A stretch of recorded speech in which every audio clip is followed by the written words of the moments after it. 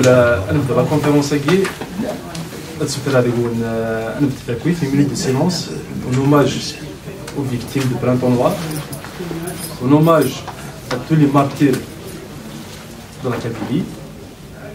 Voilà.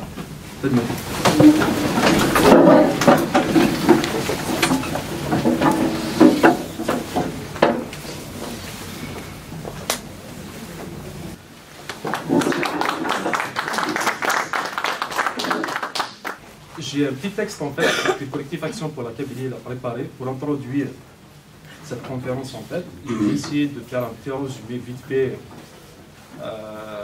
sans le lire. Mais là, vous pouvez le voir sur la page collectif Action pour la Kabylie. On a expliqué pourquoi cette conférence, dans quel objectif, etc.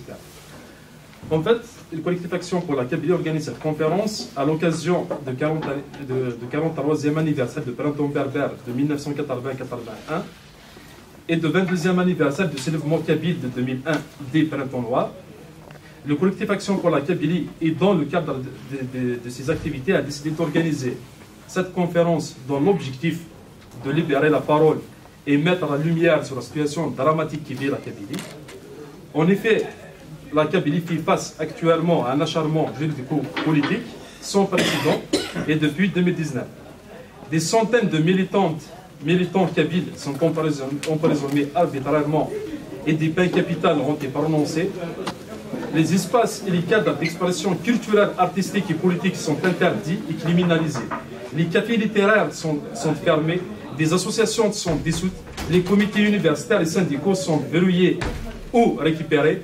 Le mouvement politique du MAC est qualifié d'organisation terroriste et l'organisation sociopolitique kabyle Tajma est muselée. Depuis le boycott massif de la Kabylie de l'élection présidentielle algérienne de 12-12-2019, où la dictature algérienne a renforcé sa tyrannie et sa politique anti-kabyle, instaurée depuis 1962, et face à la résistance kabyle et les nouvelles aspirations du peuple kabyle à vivre libre sur son territoire, une véritable politique génocidaire a été enclenchée, opération Zéro Kabyle, feu de forêt, emprisonnement de tout Kabyle affichant sa kabilité et condamnation à mort au vu ou au su des instances internationales.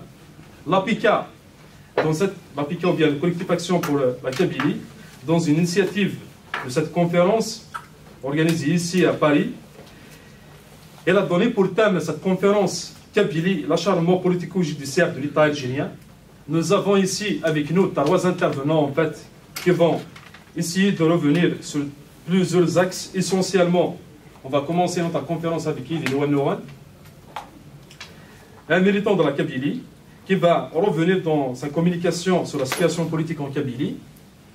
Après, on va céder la parole à notre amie Yasmina, militante indépendantiste kabyle. Elle va revenir sur le combat politique kabyle.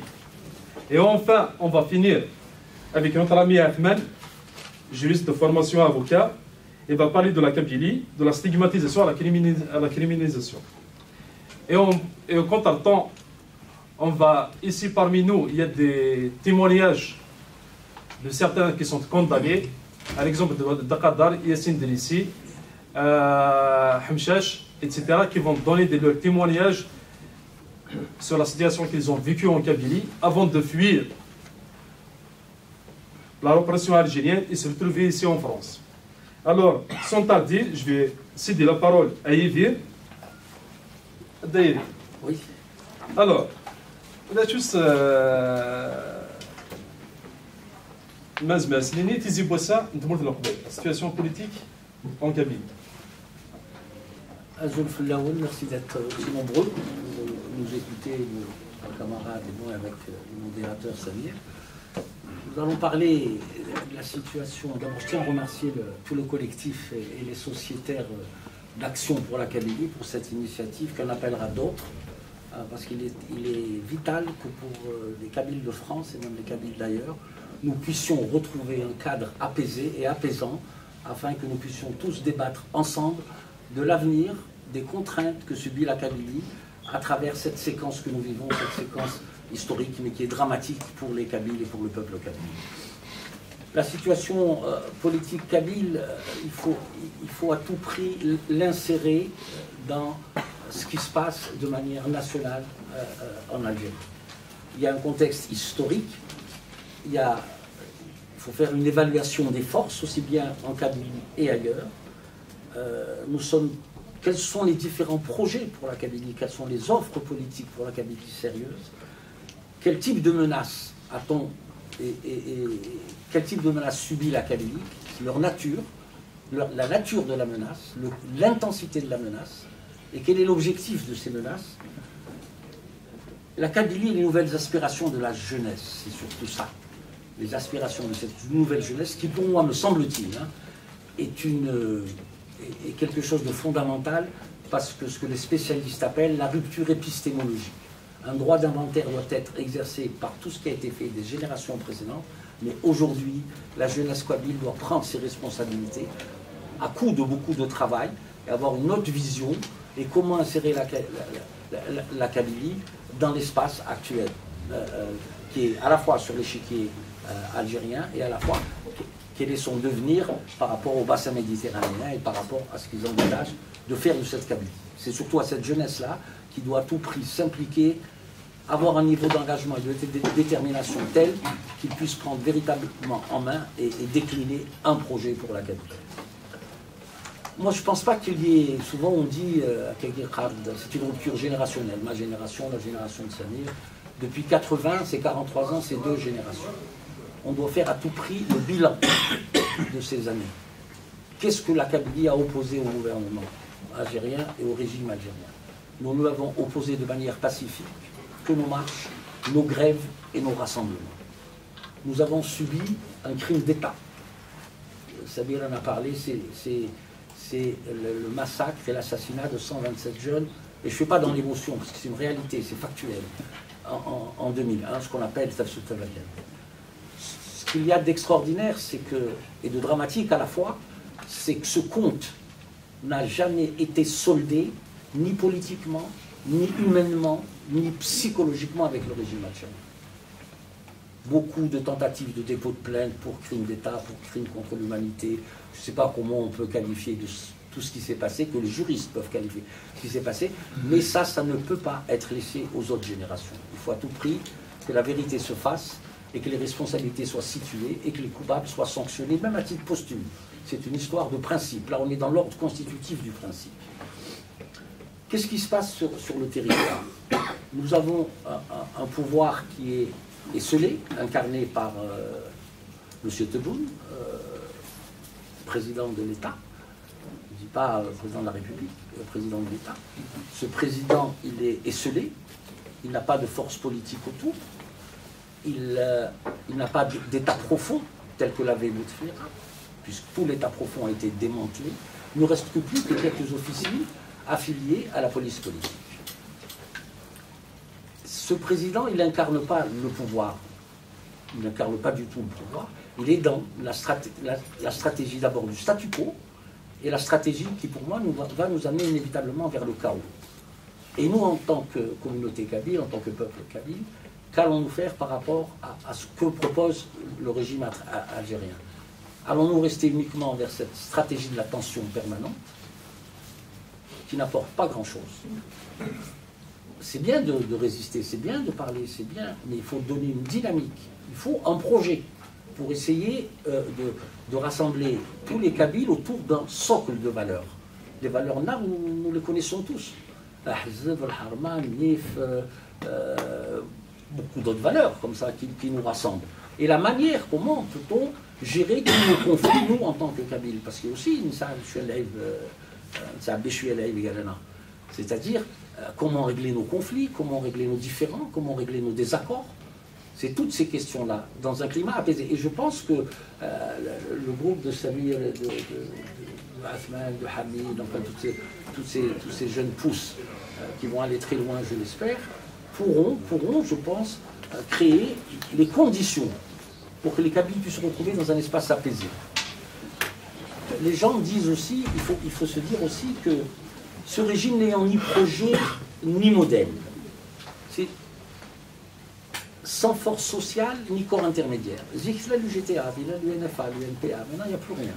Et remarquez ce qui a fait que dans le Hirak, dans ce qu'il a voulu dans le Hirak, il s'est trouvé que le pouvoir, le régime en place, incarné par M. Tebboune, n'a pas eu l'effet tampon d'un État profond. C'est pour ça qu'il y a eu ensuite le choc direct entre le peuple algérien et l'armée. Le peuple algérien et l'armée. C'est pour ça qu'il y a eu tous ces slogans, mais il y a eu beaucoup de slogans instrumentalisés par la mouvance islamiste. Hein. Ce pouvoir, il manque de clarté. Ce pouvoir a un manque évident de légitimité. Il n'a pas de légitimité, et quand tu parlais du 12-12, il faut parler du 1er novembre aussi, et des élections municipales, des élections de l'Assemblée populaire de Wilaya. Je sais une chose, c'est qu'au niveau des élections municipales, les chiffres annoncés, c'est des chiffres qui ont été gonflés, mais c'était de l'ordre de 7-8%. Et là où nous nous singularisons, nous en tant que région, c'est que dans nos régions, nous avons eu pratiquement 0,001 de participation. Et encore, ça doit être les gens des casernes, les corps constitués et tout ce personnel-là qui a dû aller s'exprimer. Que veut dire ce vote? Les gens te disent, c'est pour ça qu'il y a le slogan qui disait « Mais nous, ce n'est pas le produit de... c'est pas sorti ex nihilo de nulle part. C'est des traditions de lutte. C'est des traditions de lutte. C'est dans notre anthropologie ce refus absolu.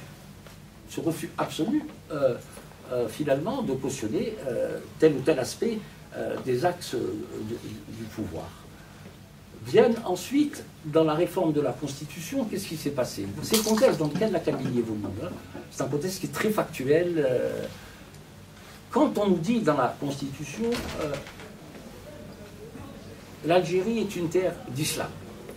Moi, j'ai rien contre l'islam. Je suis de culture musulmane, je l'assume complètement. Mais que cache dans cette espèce d'idéologie islamo-baathiste, je dirais même plus, radicale, quand on vous dit c'est une terre d'islam, ça veut dire quoi? Comment ça peut être lu politiquement? Ça veut dire tout simplement que le pouvoir, le régime, nie tout le passé anté-islamique. C'est-à-dire il n'y a plus Jugurtha, il n'y a plus Massinissa, il n'y a plus Jugurtha, il n'y a plus personne. Puisque l'histoire commence à partir de la terre d'islam. Ça, c'est important. Moi, je vois mes camarades du MAC, pour qui j'ai beaucoup d'affection, dont Farhat, disent qu'on a perdu notre souveraineté en 1857. C'est un fait historique, c'est vrai. Mais ce n'est pas le seul. Il y a eu un phénomène historique bien avant qui s'est traduit par quoi? Qui s'est traduit lors des 2 ou 3 visites qu'a fait l'émir Abdelkader pour susciter Moubaïa, c'est-à-dire l'allégeance des tribus kabyles au niveau, pour le califat naissant de l'émir Abdelkader. Il s'est trouvé que les tribus, plus ou moins au niveau des plaines, c'est-à-dire du moins à Malawa, Tizina, Taïcha, Ménerville et compagnie, la preuve c'est qu'il y avait un bord à Délis, un bord Chaudissert, un bord à Borny, un bord à Tizi. C'est très important. Ils ont dit non. Et je vous invite à lire un livre, c'est un opuscule du général Doma, où il explique tout ça. Ça peut être traduit comment, ça? Ça peut être traduit que le Qalna de l'époque disait tout simplement, nous on ne veut pas, nous on est libre, nous on ne veut pas prêter allégeance à qui que ce soit. Donc c'est la traduction sur un territoire historique d'une population donnée, tout simplement. Et ça, c'est un élément qu'il faut, parce que c'est historique, c'est factuel. Et ça rentre dans le cadre de ce qu'on appelle l'historiographie. Parce que l'histoire a des choses. L'histoire, machine de Welken, comme on connaît ça, la tradition orale. C'est vrai, mais c'est les documents. C'est sur la base de documents qu'on agence enfin tout le processus historique qui répond à des, je parle sous le contrôle de notre ami, qui répond à des normes. Comment étudier le phénomène historique. Alors, le pouvoir aiguë, il a une volonté manifeste de stigmatiser et d'instrumenter encore une fois la Kabylie. Le contexte, si je vous parle du contexte politique national, c'est que ça a un impact sur nous. Je ne parlerai même pas de... il y a 2 articles pour moi qui doivent nous interpeller, nous agiter, ne serait-ce qu'intellectuellement et politiquement. L'un qui est dans la Constitution, l'autre c'est une ordonnance. Dans la Constitution du 1er novembre 2020, il est stipulé dans l'article 30, dans son alinéa 4, le rôle de l'armée. Ils disent quoi? Ils disent l'armée est la seule institution qui veille aux intérêts stratégiques et vitaux du pays. Comment vous pouvez traduire ça? Ça veut dire que l'armée prend possession à la fois de l'État, il prend possession des institutions, sans contrôle démocratique, quelle que soit la qualité des élus de l'APN, etc., ou de la nature du boycott, du taux de participation et tout ça, je ne reviendrai pas là-dessus, tout le monde l'aura compris. Ça, c'est pas admissible. Ça, c'est un. Et c'est toutes ces raisons qui vont fonder qu'il faut notre projet pour l'académie. Le deuxième, c'est l'ordonnance scélérate, plus connue sous l'appellation de la 87 bis. Qui criminalise, Samir l'a dit dans son papier d'introduction, toute action politique. C'est vrai qu'il criminalise toute action politique, mais c'est plus grave encore. Il acte l'extinction de la vie publique, à la fois politique, à la fois syndicale, donc tous les corps intermédiaires, associatifs et même académiques. C'est-à-dire, mon ami Jafar, s'il fait une contribution en tant qu'artiste sur la qualité de vie des artistes dans son domaine d'expertise, à partir du moment où il va à l'encontre de la doxa du pouvoir, c'est de facto un terroriste. Cette ordonnance doit absolument être révisée, et je parle d'un point de vue général, parce qu'ensuite il y a des projets différents. Moi, une question, juste une parenthèse, sur un journaliste qui est connu, qui me parlait du MAC sur un plateau de télévision. J'ai dit, vous n'avez pas à parler du MAC. Le MAC se situe hors de ce qui se passe en Algérie. Je dis, vous n'avez pas le même combat. Ils ont leurs arguments, ils ont leur doxa, ils ont leur idéologie, ils ont leurs moyens. Ils ne s'intéressent pas, ils s'en fichent du Hirak et tout ce qui se passe autour. Je ne parle pas de projet politique, hein, je parle en règle générale. Ce que je voulais dire, la 87 bis, elle a servi à quoi? Elle a servi surtout à classifier le MAC comme étant une organisation terroriste. À la Chad, c'est à la limite, à la marge. Vous savez pourquoi? Si vous prenez ceux qui sont moins jeunes, qui ont vécu les événements de 91, 92, la décennie, ce qu'on appelle la décennie noire, la décennie rouge, tout dépend comment on peut l'appeler, savent très bien qu'avec les moyens qui ont été mis en place, on calculait avec les différents GIA, le GSPC compris, le bras armé du fils, les 7-8 000 combattants, ils ont réussi à les neutraliser, soit par, ils ont été infiltrés, peu importe, là on ne va pas rentrer dans ces détails-là, parce que c'est des hypothèses de travail.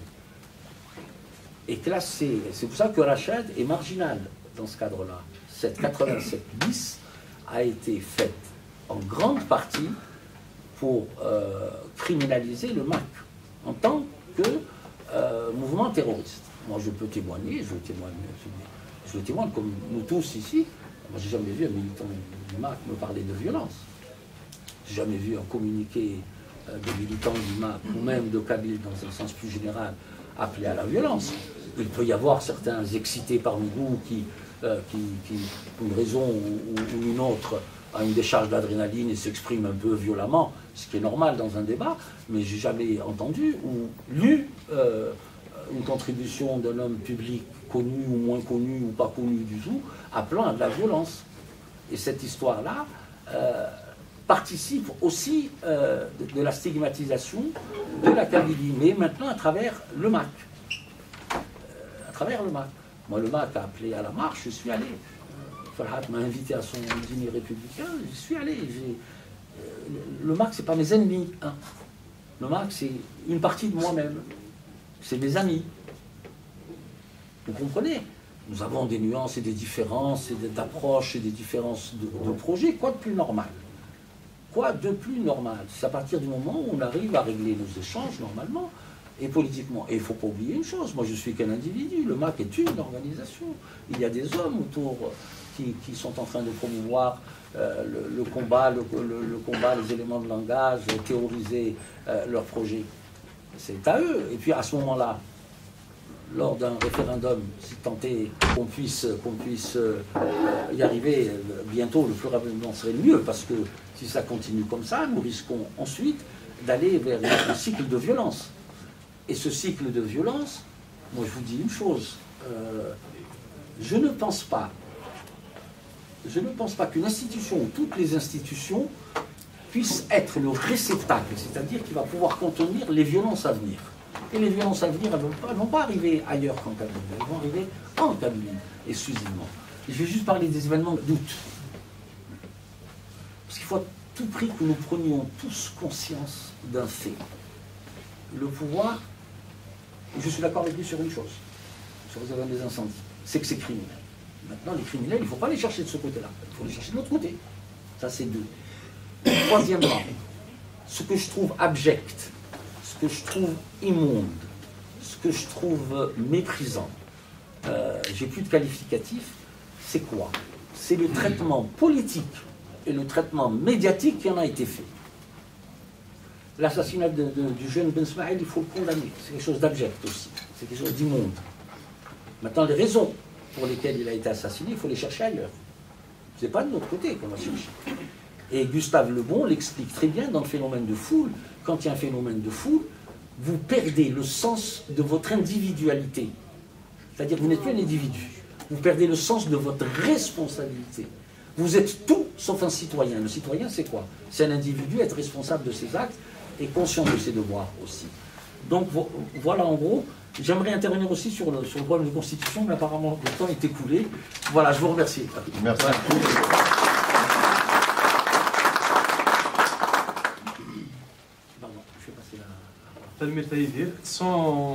Sans tarder, en fait, après on va revenir dans le débat sur certains points. Je cède la parole à Yasmina pour nous parler de combat Kabylie. Bonjour, merci à tous d'être là. Je voudrais parler un petit peu effectivement du combat kabyle et essayer un petit peu de le resituer par rapport à ses objectifs, à ses aspirations et à ce qui l'a motivé.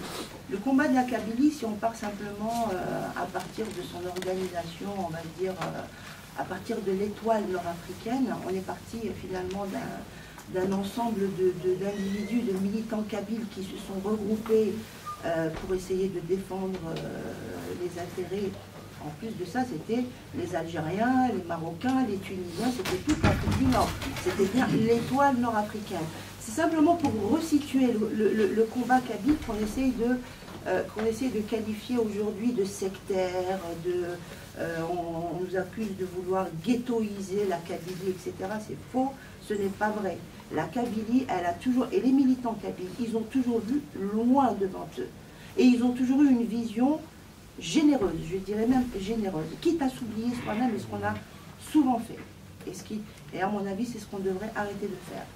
Donc voilà, ce que je veux dire par là, c'est que on a entamé un processus de libération.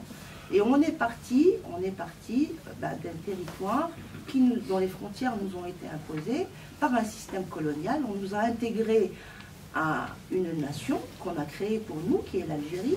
Et ça a été créé sur le modèle de l'État-nation français, une langue, une identité, une histoire, une culture, une religion, etc. On a vraiment hérité du jacobinisme français. Pourtant, la Kabylie, et ce qui a motivé l'élan de liberté, ça a été beaucoup les valeurs justement universelles de démocratie, d'autodétermination, parce que effectivement le mouvement national algérien qui a été créé et alimenté par les Kabyles, et ensuite ça s'est complètement retourné contre eux en 62 et même avant, même bien avant. Quand il a été question de définir, l'Algérie, le contentieux avec l'Algérie officielle d'une certaine façon, qui n'existait pas encore, ça a été le fameux mémorandum de Messali Hadj en 49, d'où la crise, ce qu'on appelait après la crise berbériste de 49. Donc déjà là, il y avait une confrontation au niveau de la définition même de ce qu'on voulait créer comme État, comme nation. Les Kabyles se sont engagés pleinement pour la libération. Et à chaque fois, ils ont été, ostracisés. On a minimisé leur rôle jusqu'à les faire apparaître comme étant des traîtres à la cause que eux-mêmes, ils ont créée. Donc à partir de là, il faut. Et aujourd'hui, ça recommence encore avec le combat à Mazir. Les Kabyles, ils ont initié le combat. Sous les Maziran, le printemps berbère, le printemps, tout s'est passé en Kabylie. Tout est parti de Kabylie. Donc on ne peut pas continuer à ostraciser la Kabylie, son investissement, tous les combats qu'ils ont menés, et à continuer à les diluer finalement à notre désavantage. Parce que on a lutté pour la démocratie, on a perdu, on a mené tous les combats généraux pour l'Afrique du Nord, pour l'Algérie, on les a tous perdus. Maintenant, on essaye de nous faire croire que, ah oui, mais c'est nous les méchants, c'est-à-dire c'est les Kabyles qui veulent revendiquer une identité propre, parce qu'on a expérimenté le vivre ensemble, on l'a expérimenté à nos dépens. Donc, qu'est-ce qu'on attend de nous maintenant? Est-ce qu'on attend de nous de disparaître et pour nous diluer dans une nation à laquelle on n'aspire pas? Parce qu'on a des objectifs qui sont radicalement différents. Le combat kabyle, il a toujours porté sur la démocratie, la laïcité et le droit des peuples à disposer d'eux-mêmes. On a commencé avec l'Algérie et on a fini avec la Kabylie, mais pas seulement avec la Kabylie. On a soutenu le Mzab, l'Azawad, on a soutenu toutes les causes où les peuples essayent de recouvrer leur liberté et leur indépendance. Donc maintenant, je pense que il est temps pour nous, d'abord, d'arrêter de culpabiliser par rapport à des combats qu'on est censé mener pour tout le monde, pour la planète entière. Je suis désolée, ce n'est pas sur la Kabylie que repose l'avenir de tous les Algériens, ni encore moins celui de toute l'Afrique du Nord, qu'il soit berbère ou pas. Les Amaziens...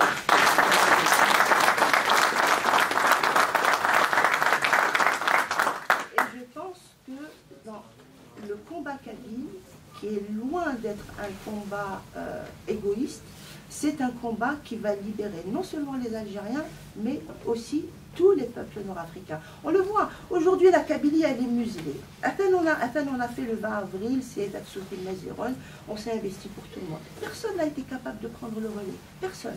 La Kabylie aujourd'hui elle est sous état de siège. Moi j'aurais bien voulu qu'Agadir ou je sais pas moi à Tripoli ou n'importe où, dans n'importe quelle ville amazigh, j'aurais voulu que le 20 avril que les Amazirs sortent et ils disent on est là pour soutenir la Kabylie qui a porté ce combat pendant 43 ans. J'estime que c'est la moindre des choses. Et aujourd'hui...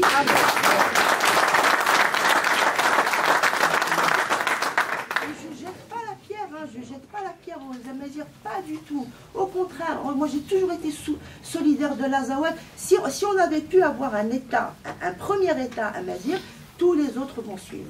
Et je pense, oui.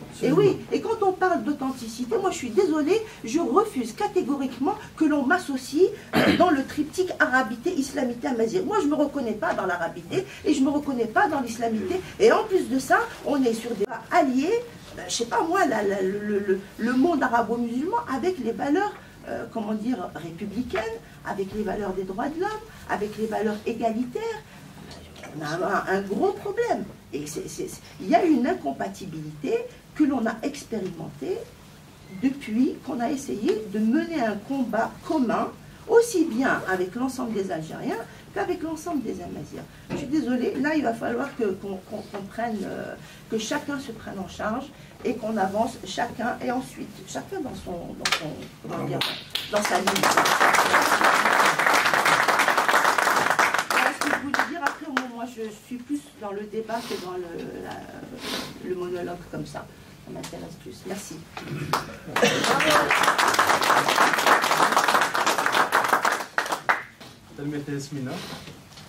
Alors, on passe à un troisième volet, en fait, c'est avec Athman. Il va nous parler de la Kabylie, encore une fois, de la stigmatisation et de la criminalisation, en fait. Ouais. La parole est. الصوفي اللي حكينا لنا الزوج الاول كنزلوا في قدام ديالنا سلميتي وبالي بيحضروا نوانا مشاربنا رنوا نشتيو في الدكان سلمي تطاس يمدو سمال خاطر السكوسان سي با فاسيل que des personnes actuellement avaient assumé le fait que c'est des militants qui ont une conscience. Et si nous avons fait des choses, nous avons fait des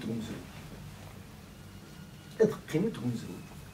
خطأ ذي السواعي نمسي كذاكيا يتبان ودناو إذا يتبان ورقاز تمطوط يكسعن دي فالور يقلل يقبل ميال تسواعف quelles que soient les conséquences pour ces idées. Donc terminons encore une fois.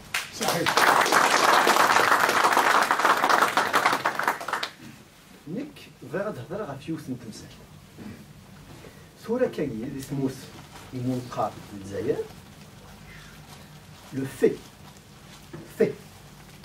d'être kabyle, de l'être, mais de le revendiquer, mais d'avoir un projet politique, une vision politique, de l'exprimer sur le plan qu'un individuel. Non, le fait de l'être, mettre l'être, tu es passible de poursuite judiciaire.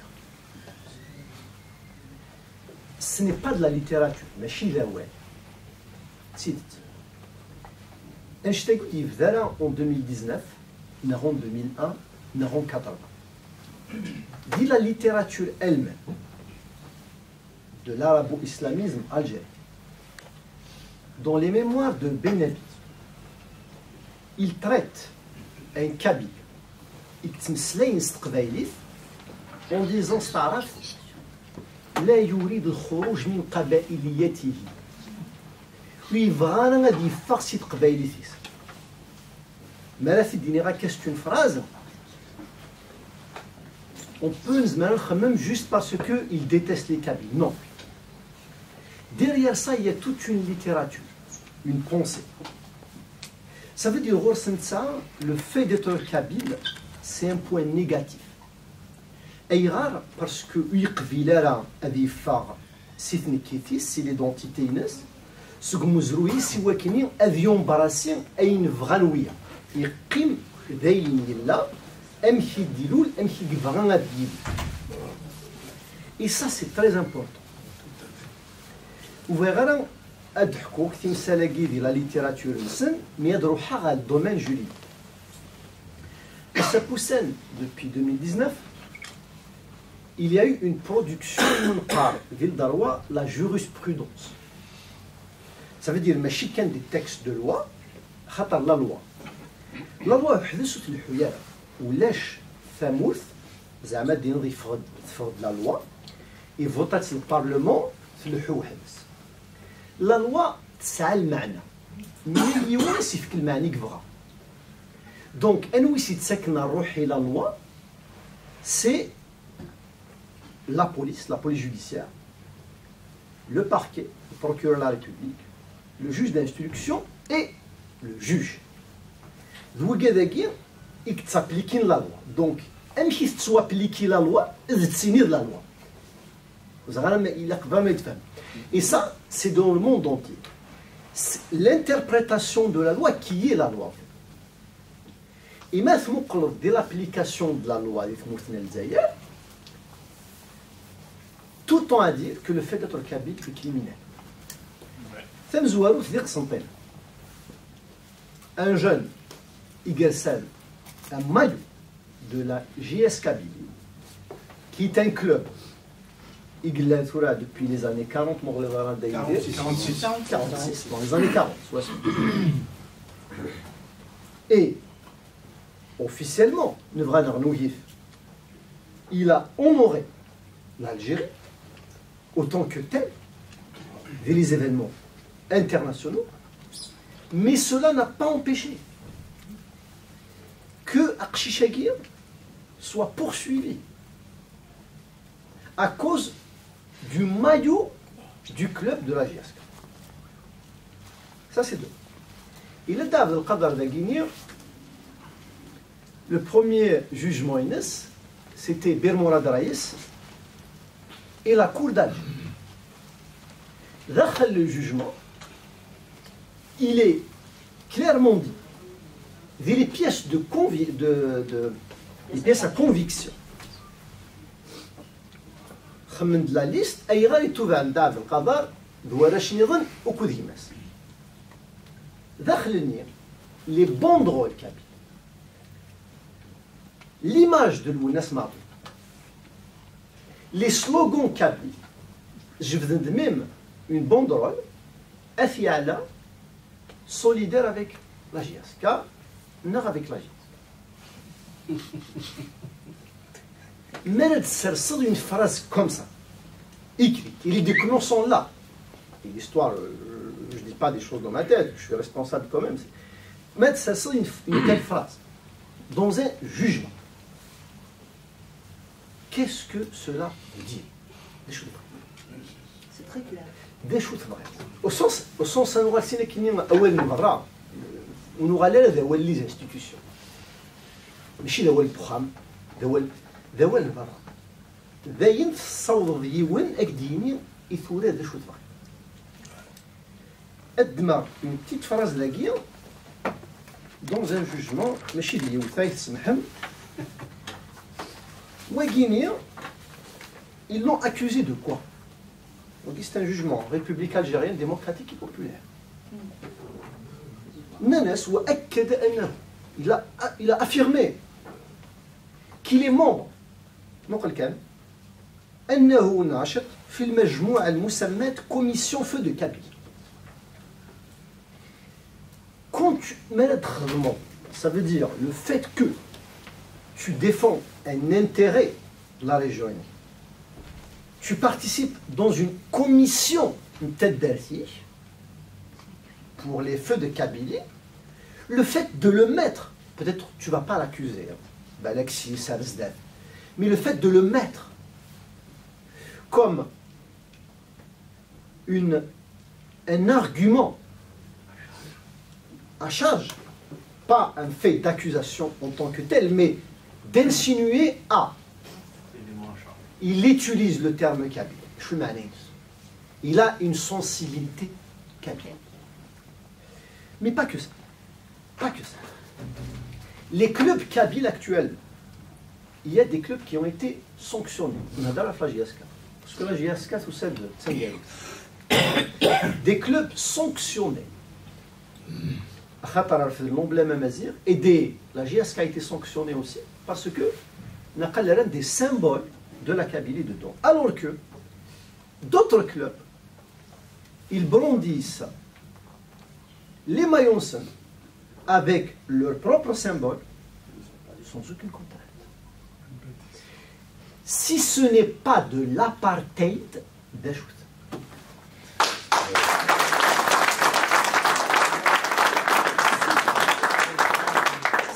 Ce n'est pas de l'apartheid, j'attends.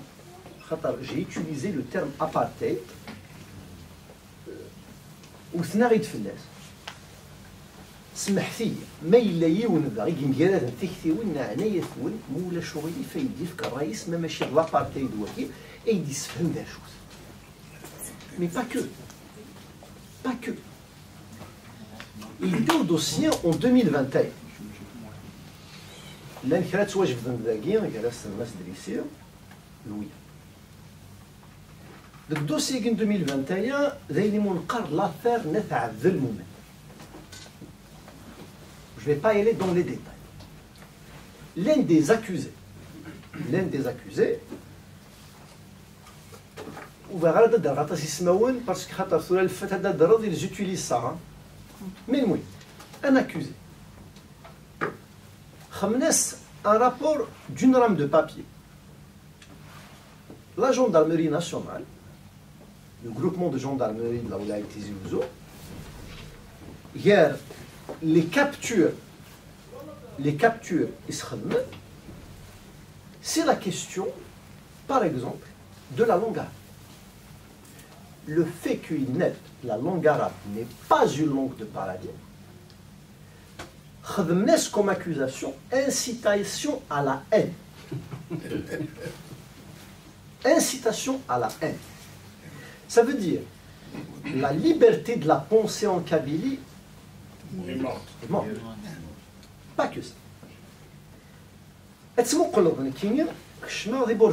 J'ai discuter avec le procureur. Monsieur le procureur, la décision du Haut Commissariat, le Haut Conseil de sécurité, il a mis le MAC comme organisation terroriste en mai 2021.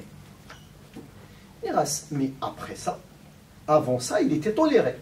Donc la loi n'a pas d'effet rétroactif. N'a pas d'effet rétroactif. C'est pas normal. De deux,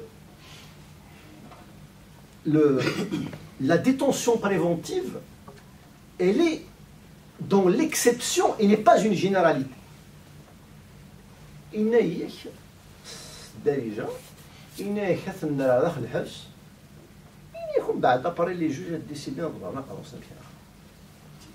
Ça veut dire, pour la liberté d'un Kabyle, n'est pas importante aux yeux de la loi. Où soit la vie d'un Kabyle. Et donc, dans tous les jugements, je n'ai pas envie de lister les termes, dans tous les jugements, il faut le terme Kabyle, il faut le Kabyle laïque, il faut le groupe Kabyle, il faut les groupes même qui sont en Kabyle. Tout est cité dans les jugements et dans les rapports de juge d'instruction et de rapport de renvoi des chambres d'accusation. Donc, on est dans un fait, le fait d'être kabyle, ça veut dire de l'exprimer, de le revendiquer, de l'être, il est puni par la loi, mais le pire, et je vais terminer par ça, et c'est le pire, c'est que ce n'est pas seulement il est puni par la loi, mais il est toléré dans la société. Ça veut dire, la haine anti-kabyle, quand elle est tolérée, qu'est-ce que ça veut dire? Ça veut dire, au fait, ce n'est plus une haine, c'est une attaque légitime contre un fait criminel. Dans toutes les pages algériennes, chaque fait en Kabylie, il est attaqué, stigmatisé. On traite les Kabyles de Zouaf, on traite les Kabyles, actuellement sur le fin d'Islam Mouqaran, comme une attaque contre la Kabylie. Dans chaque gala, les Kabyles sont stigmatisés. Les intellectuels kabyles, tous, affichés. Les chanteurs, interdits de sortie. Les avocats, sous STL. Tout en Kabylie est interdit. Et d'attaquer les Kabyles, c'est autorisé. De dire Zouaf, de dire Qbaïl, de dire des traîtres, de dire qu'il faut les exterminer, hein, je dis bien, qu'il faut les exterminer, c'est autorisé en Algérie. Le dire, oui. D'appeler au boycott, d'appeler à encercler la Kabylie, est autorisé. Naïma Salhi, elle était députée, pour faire un blocus contre la Kabylie. C'est un blocus. Et un blocus, c'est quoi? En termes de droit international, c'est une déclaration de guerre. Ouais. C'est un casus belli. On ne va pas philosopher. Je ne suis pas en train d'aggraver, de gonfler en quelque sorte la situation. Quand un député de la nation, qui représente la République démocratique et populaire, officiellement élu, il n'a pas été levé de ses fonctions, cela s'appelle une déclaration de guerre. Et la déclaration de guerre, elle est effectivement mise en place. Effective. Elle est effective. Elle est effective. Madame Saoud, Madinir, elle est effective. C'est qu'après ces déclarations, un autre, dans un État étranger, le dit clairement. Dit, mais Kini, je suis prêt à aller, elle souffra les Kabyles Ahra, effective le pouvoir pour exterminer les autres. Normal. Normal.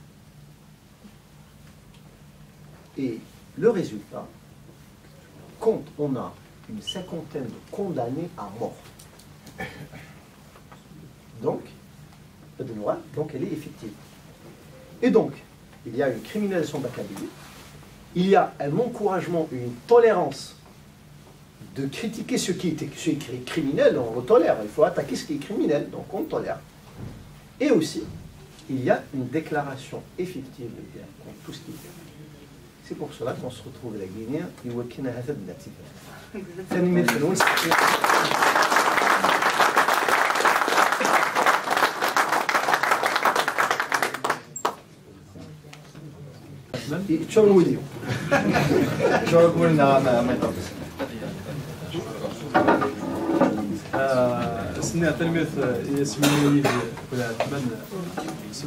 communication. Et là, on passe à un deuxième volet, en fait, avant le débat. On passe au volet des témoignages. J'appelle Dakadar. Dakadar, c'est je suis taflek. Je suis qui là.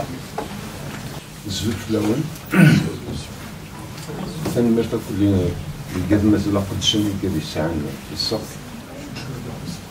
Ça m'encourage malgré je suis en quelque sorte seul d'ailleurs. Le Tchamouyar et Saint-Étienne, je suis